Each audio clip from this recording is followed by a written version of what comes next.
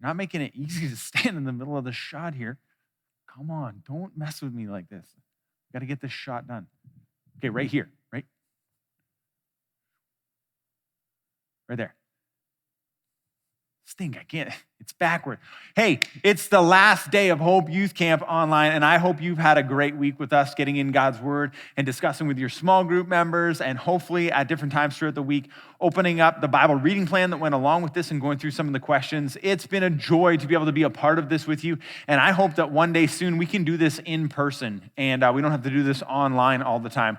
But we're thankful for the Lord and for the team of people who He has provided with us to put all of this together. Many of them are in the room with me right now. Actually, there's only 5 of us here all together, just because we're practicing social distancing, all those safety rules, all right? But I'm so thankful for them. And so can we all just clap for them right now? Just clap at home. You're sitting in your room clapping by yourself right now, and your parents think that's weird, but the Lord knows. So thank you for clapping. All right. We're going to have some teaching in just a minute, but before we get to that, let's sing.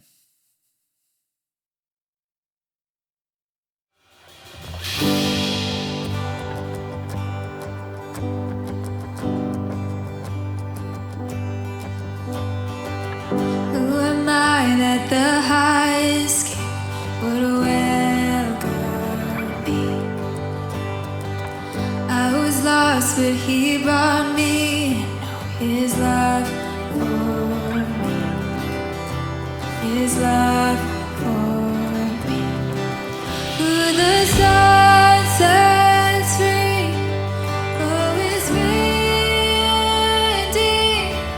I'm a child of God, yes I am.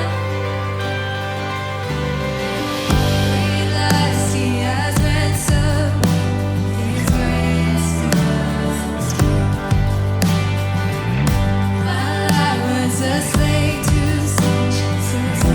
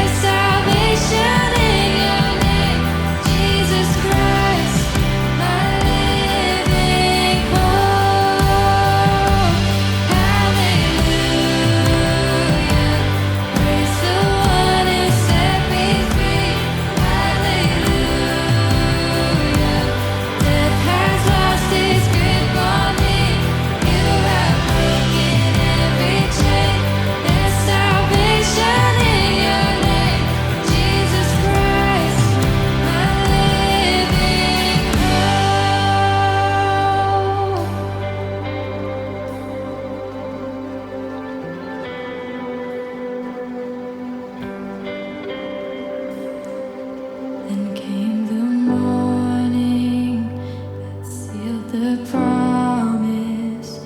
Your buried body began to breathe out of the silence. The roaring lion declared the grave has no claim on me.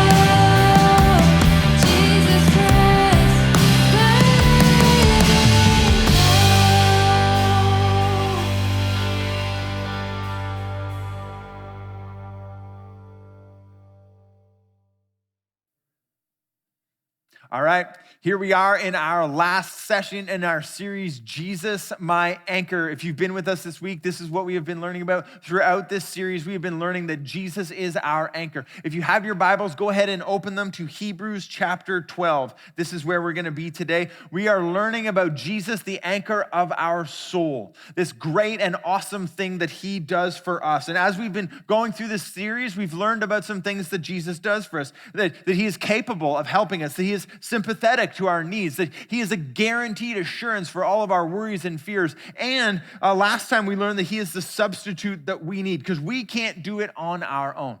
Now, in today's passage, the author is going to shift from using a little bit of a nautical theme with Jesus as an anchor and begin to use this theme of a race and a project that are going on. Now, regardless of whether it's a race and a project or whether it's an anchor in the sea, Jesus is the answer.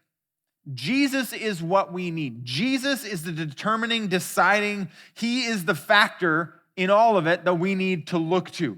We are not perfect. Life is hard. We fail, we fall, we're frail, we act foolishly all the time. And so we need him to fix us, to perfect us. In fact, that's the big idea for today. Jesus is our perfecter. We can't do it on our own. We need his help, and he can't do it.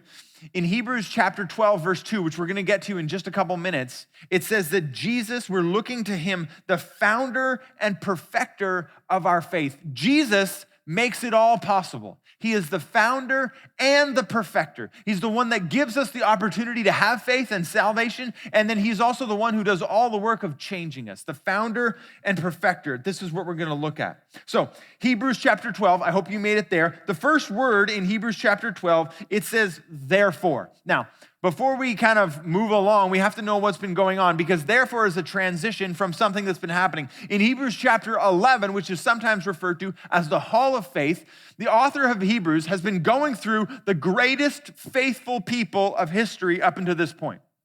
And what he's been doing is pointing to them, not because they were perfect, but because they were just faithful. They stayed committed to the Lord. They stayed committed over and over again. And so why did he do that? And now is he making the switch? Is because he wants that to be a motivating thing for us as we go forward so we can know what to do. In fact, as we go through this, we're going to have 3 points that we're going to pull out of our passage that are 3 things that we as followers of Jesus, as those who want to be faithful, put our trust in God, what we should be doing. 3 things. We're going to see these as we go through. So he says this, Hebrews chapter 12, verse 1.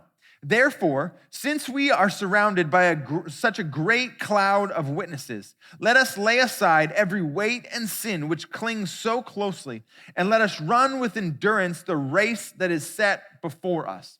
Now, this cloud of witnesses that you see there in the passage, that's referring to all the people that he just referred to in chapter 11. All of these saints who have gone before, who have lived these faithful lives, they're in heaven. The idea is that they're kind of watching, right? And it's like, because they're watching, because they've gone ahead of you, they're cheering you on. They want you to press on. Here's what I want you to do. Now, just pause for a second. Before we talk about what he wants us to do, think about how it changes things when you know someone's watching, right? If you're in school and you're working on a bit of a project and you're sitting at your desk there and the teacher is kind of walking around, I used to get so nervous when teachers would do this, and they'd stand beside you. You're like extra diligent as you look up at them. You're like, you question everything. You're right. Is 2 + 2 actually 4? Yeah, okay. All right. Because you're just worried, right? Because their eyes are right on you. Maybe it's like at sports and your coach, he wants to help you with something that you're doing, or maybe in your piano lessons and they come over and they're really like watching attentively to see your finger movements. And as they're gazing at you, you're so much more cautious because all of this attention is focused on. The author of Hebrews is kind of doing that here. He's like, hey, all the saints have gone before. Now it's your turn to come. And they're cheering you on. They're watching you come. They're looking over your shoulder. They're looking down at what's going on. So how is it going to change knowing that the pros are watching you? It's kind of an idea. But bigger than that, bigger than all the saints gone before, God is watching. God who loves. God in all his grace and his mercy and his kindness and his love, but all his power and authority and might as he rules the universe is watching. So what are we going to do? How are we going to live? The author says what we should do. He says, let us lay aside every weight and sin which clings so closely. As Jesus is doing this work, the founder and perfecter of our faith, as he is perfecting us, as he is changing us, that word perfecting meaning to make perfect. This is the thing that he does. If he saves you by faith in him, then the rest of your life, he is doing this work to change you and remove sin out of your life to make you perfect and holy. And he completes that one day when you go to be with him in heaven and you are completely holy. But the rest of your time here on earth, you're on this path. And we often use the word sanctification, this perfecting process of Jesus making you more like him. So what do? We saw it right there in the passage. Lay aside every weight and sin which clings so closely. Here's point number 1. As Jesus perfects then, I got to flee sin. I got to flee sin. We must not be okay with any known sin remaining in our lives. The author writes that we are to lay aside. Now, remember, the author is using this idea of like running a race. And he's like, you got to get rid. Those words are the same words that you would use to say strip off any extra things that you have, to remove any extra weight that you have. You don't go running a race with a backpack on, unless it's a race where you're going to need to camp. But if you're running a marathon, you're not doing that, right? You're not like putting weights on your feet. Those would be absolutely ridiculous things to do. And in our journey with Christ, we need to lay aside every weight and sin which clings so closely to us. I love this quote. All right. One of the horrifying truths about sin is that it clings to sinners. Clings to us. The evil one hates that we're running for Jesus and is like, I got to get as much sin on them as I can. And we have to be constantly trying to shed and push off sin. God's word never says that sin will stop assaulting or enticing us after conversion. Instead, Scripture gives us warning and example. Sin is a real threat with which Christians must constantly contend. If you are a follower of Jesus Christ, for the rest of your life, you've got to be conscious about laying aside every weight and sin which clings so closely, because the evil one hates that you are running and pursuing and living for the Lord. So we need to be laying aside. We need to be getting it far away from us. All of our sin, fleeing from it. And it also says there in the verse, every weight and sin. Now, this isn't just about the things that are completely disobedient to God, which would be the sin, but the weight, these other things that are in our lives that would be distractions from us and God, which may not be bad things in and of themselves. But the more we focus on them, the more they distract us from the Lord. And so the author here is saying, listen, as you're being perfected, you need to remove those things from your life. You need to get rid of any extra weight. Before I was a pastor, I built houses, I framed houses. And I remember some days when we'd be working on these construction sites, and when you're building a house, it's not like grass all around, it's mud everywhere. And you get so much mud clumped on the bottoms of your boots that I remember I made this like wooden, it was just thin piece of wood. It kind of looked like a tiny little knife, and I would take it and I would rub it around the outside of my boot to cut the mud off because so much mud would, and then I'd scrape the bottom. And I wasn't running a race. I was just trying to do work. I was just trying to walk around, but your boots would get so heavy. Listen, this is our lives with sin. So heavy, pulling us down, distracting us, limiting our ability to go forward in Jesus because we're so stuck in our sin. And the author is saying, listen, Jesus loves you. He is the anchor of your soul. He is the hope for eternity for you. So any of these things that are pulling you from him, you got to get them out of your life. You got to lay aside every weight and sin which clings so close. If your hope is in Jesus, and I remind you that he is the only place to find hope. There is hope in nothing else except for Jesus. If your hope is in him, then the removal of all sin and things that hinder us from living for the Lord must be a great priority in our lives. And the reality is, for many of us, it's just not high on the priority list a lot of the time. We need to be conscious about getting sin out of our life. So a question I have for you: what sin do you have that's entangling you? What do you most often slip into? What's most often caked on your shoes as you're trying to run the Christian race, as you're trying to live the life that God is wanting you to? What is preventing you from going on? What is making it more difficult? Loved one, the Lord is calling you today. Get that out of your life. It's not okay to continue in that or to be okay with that anymore. But secondly, I want to ask you this. What do you have going on in your life that's distracting you? That might not be specific sin that's clumping on you, but that's distracting you and luring you and enticing you off into all sorts of other things. Maybe it's friendship, maybe it's pleasure, maybe it's habits, maybe places you want to go, things that aren't necessarily bad in and of themselves, but they distract you and pull you away from focusing on living for Jesus as you know that you should. These are the weights. There's the weights and the sins which cling so closely. If Jesus has saved you, he's changing you. He is your founder and your perfecter. And in part of the perfecting and what needs to happen is you need to identify the sin, identify the distraction, and remove those things from your life, to flee from them, to get them far from you. As Jesus is perfecting you, as Jesus is perfecting me, we must flee sin. Now, the verse goes on, and it says in Hebrews 12, verse 1, therefore, since we are surrounded by a great cloud of witnesses, let us lay aside every weight and sin which clings so closely. Now, check this out. And let us run with endurance the race that is set before us. This isn't easy. This Christian life, this living for God isn't easy. But here's what we need to do. We need to press on. So point number 2, as Jesus perfects, I press on. I press on. I have to keep going. This is what it takes to run the Christian life, to live the life that God has called you to. It's this never give up, never give in, never surrender to sin, never stop, never lay down, just continued pursuit of the Lord. That's why the author uses that term, run with endurance. Endurance. That word is it's a patient bearing of the weight. It's as being steadfast. Listen, the Christian life, I heard this said one time, is not a sprint where you're just charging off. It is a marathon. It is a long time. How long?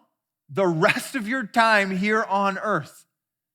Think about going for a run for that long. Man, I could hardly run like 20 minutes right now, let alone for the rest of my life. This is a marathon that we are in. We can't do it on our own. I love this quote. No believer runs with endurance by his own strength. What endurance we run with is entirely of Christ. We only endure because we belong to him. I love this. So we're called to press on. We're called to endure, but you can't do it on your own. But he can do it in and through you. So he's calling you, hey, listen, you got to go. It's going to be hard. You need to press on. And we're so often like, but I can't do it. And he's like, you're right. You can't. You need me. You need my help. But before we get to how he actually helps us, we just need to get in our minds that we can't give up, that there is no stop, that there is no quit. This is why Paul says in 2 Timothy chapter 4, verse 7, I have fought the good fight, and I have finished the race, and I have kept the faith, because the Lord has carried him. The Lord had sustained him. But that meant that he didn't give up, that he didn't give in, that he trusted that the Lord would take care of him and that he would pursue the Lord even when he wanted to stop, even when he wanted to lay down, even when he wanted to quit the run, even when he wanted to give in to sin. He pressed on. Why? Because he knew that's what the Lord was calling him to do. And we're to press on in, it says in the verse there, the race that is set before us, which is literally talking about the rest of life. Now, the race that's set before us isn't always something that we would choose. Sometimes you're going to have to run up a hill. You wouldn't have planned that on the route. You'd have been like, no, let's take the easy way along by the lake. That's way more fun. Let's go downhill most of the time. But sometimes the Lord takes us on routes that are not necessarily how we would want to go. But he's calling us today, listen, you got to press on. You got to continue. You have to endure the race set before you. God has planned the race for you. In some ways, that should be a comforting and reassuring thing. The things of this world aren't happening by chance. The race that's set before you, it's set. Not accidental, not wandered onto. It's set before you. And so we are to endure. When I think about endurance, one of the people who comes most quickly to my mind is Terry Fox.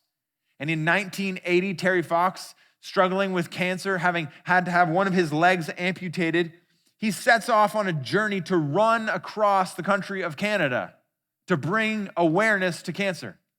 And I've been to the place in the Rockies because he almost made it before the cancer struck his body so much that he couldn't continue. There's a statue on the side of the road there on the Canada Highway where they had to take him and say, all right, well, we'll take you off and hopefully you'll heal and you can come back to the spot and finish the race. And he was never able to do it. He pressed on all the way from the East Coast through Ontario, across the prairies, the foothills, and into the Rockies. And why did he do that? To bring awareness to cancer, to help raise money for cancer, which is a wonderful and noble thing. And he pressed on. He endured as best he could, as long as he could.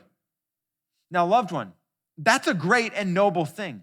But the Lord has called us not to run across the country, but to press on for him, to endure all of the challenges and the difficulties of this life for him, which is greater than cancer awareness and then raising money for some great cause, which, don't get me wrong, we need those things. But the Lord has called us in the temptations and the challenges and the draw of sin in our life to press on, to hold on, to commit, to go for him, to endure. He is the anchor of our soul. He is our help. Nothing holds like he does.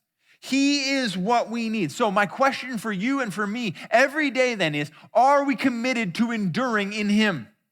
Are we committed to pressing on? He is the founder and the perfecter of our faith, and he is perfecting us as we travel along, as we endure. The question is, some of you are like, I don't feel like I'm being perfected very much because you're not enduring very much. We're not pressing on. We're willingly walking off and sitting down in sin, and the Lord's like, no, I don't want you to sit there. I want you to continue along on this process. So, question I have for you, in what ways do you give up the race and fail to press on in living for him? That you're just willing to mail it in. What struggle of sin are you okay with that you know the Lord isn't pleased with? What distraction of the world just seems so good that you're content to go after it instead of after what you know the Lord is pleased with? Loved one, in light of eternity, the greatest and most wonderful things of this earth won't even be worth mentioning in the presence of God. But so often we're distracted. We fail to endure. We fail to press on. So another question I have for you then, as you identify this thing, how is it pulling you away? What is it causing you to think? How is it distracting your faith in the Lord? Faith is key. Faith was what the prior chapter was all about. In 2 Corinthians 5, verse 7, it says that we will walk by faith and not by sight. This isn't about what we can see. This isn't about what we are perceiving to be going on around us. This is about our trust and our faith in the one who can sustain us. We are to press on and endure in him. Now, we can't just do that though, but we need to understand that's what we need to do. So how do we actually do it then? Because that might sound a little crazy. You can't do it, but you need to know that you have to do it. So how do we actually do it? This is point number 3. It's going to come up on the screen. That as Jesus perfects us, we are to look to him. He is the founder and the perfecter of us. And so we have to get our eyes on him. We have to get focused on him because we can't do it in and of ourselves. He's our substitute. He is our guarantee. He's capable. He's sympathetic. He is capable. We've learned all these things through this series. And he is the one who's going to do it. So we have to get our eyes off of us and onto the one who is our hope. Hebrews 12, verse 2 says this, looking to Jesus. This is the key to all of this. Looking to Jesus, the founder and perfecter of our faith, who for the joy that was set before him endured the cross, despising the shame, and is seated at the right hand of the throne. The key to fleeing from sin, to laying aside every weight and sin which clings so closely, to running with endurance, is looking to Jesus, the founder and perfecter of our faith. Because nothing holds like he does. Nothing will sustain. Nothing will motivate. Nothing will build us up. Nothing will strengthen us. Nothing will drag us along. Nothing will make it possible except for Jesus. He is it. He is our only hope. He is our only solution. He is the only substitute that we can completely rely on to sustain us. It's Jesus. We can't do it. Ephesians 2, 8, and 9 says that by grace we have been saved through faith. It's not us, it's him. And this is not your own doing, it's a gift of God, not a result of works, so that no one may boast. We have to look to him because we didn't save us, he did. And so our hope has to be in him. It's a gift from him, not a result of works so that we can boast and think about, oh, I'm awesome, I finished the race, I'm so good. It's not about that at all. It's about us looking to him, the founder and perfecter of our faith, the one who gives the grace, the one who dispenses the mercy. We have hope in him. The problem is, that's not often how we're living. We look at him, we find forgiveness and salvation in him, and then we try and do the rest of life on our own. We're not called to just look to him once. He is the founder. He is the one who makes it possible. He is the one who the verse goes on, and it said, he endured the cross, despising the shame, and is seated at the right hand of the throne of God. He is the one who laid down his life. He is the one who made salvation possible. But he is also the one who is making sanctification possible. He is the one who is changing us, who is making us more like Jesus. He's done everything to secure our eternal destiny. If we believe in him, he will see us through to the end. We must continue to look to him who endured the cross, him who despised the shame. Why did he do all this? Hebrews 2:10 says to bring many sons to glory, because he loves us and he cares for us. And he doesn't want to see us smashed and crushed by the weight and the sin of this world and the waves of distraction. He loves us and he cares for us. This is why he's the founder and perfecter of our faith. So as we wrap this third point up, do you know you need Jesus? And what have you done about it? Maybe you've listened to all the messages in this series. Maybe this is the first one that you're listening to right now. And you're hearing that what you need most of all is Jesus. Have you put your faith and trust in Jesus? Have you understood that you are a sinner and that you need forgiveness and that it's only by his grace that you can be forgiven? You need to put your faith and trust in him. He is your hope. He is your life. He is the only anchor of your soul. Maybe, though, you've already put your faith in him and you need to look to him more. And maybe you need to ask yourself, how do I look to him more? What are the things that are getting my eyes onto? What are the sin that's sticking to me? What are the weights of this world that are distracting me from him? And you need to confess those and be honest before the Lord and get your eyes back on him. Press on. Lay aside all these weights and sin. He is our hope. He is our help. So as we wrap this last message up, a few things I want you to think about. What sin do you see entangling you most often?